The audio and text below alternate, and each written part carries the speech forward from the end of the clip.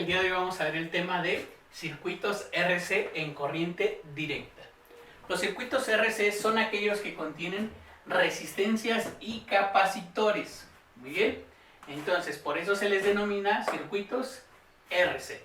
Ahora, el análisis que vamos a hacer va a ser solamente para corriente directa. Entonces, vamos a suponer que tenemos las siguientes resistencias y el siguiente capacitor conectados a una fuente de corriente directa.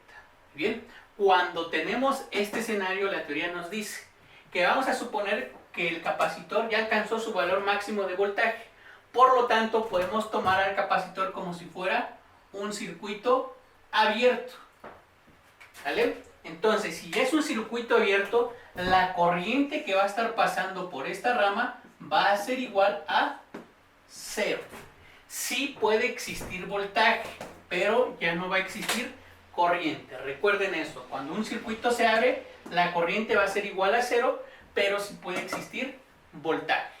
Ahora, nos están pidiendo determinar la corriente total. Entonces, si aquí hay una corriente que sale, esta corriente ya no va a poder avanzar por este lado porque el circuito ya se abrió. Por lo tanto, solamente va a existir este flujo de corriente. Muy bien.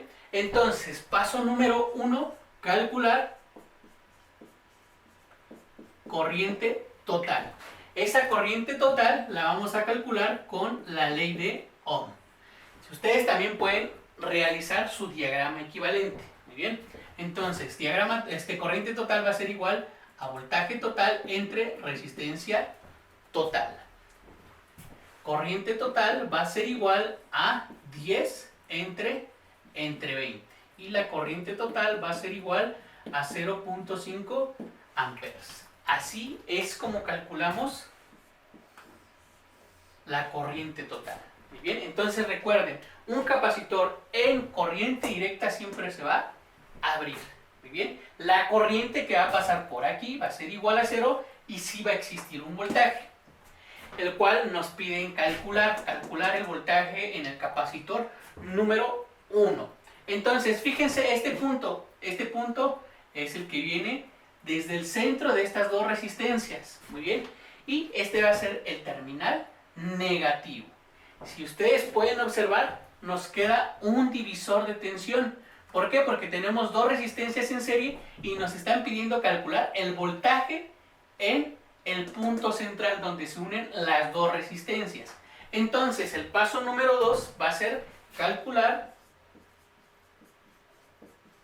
el voltaje en el capacitor número 1.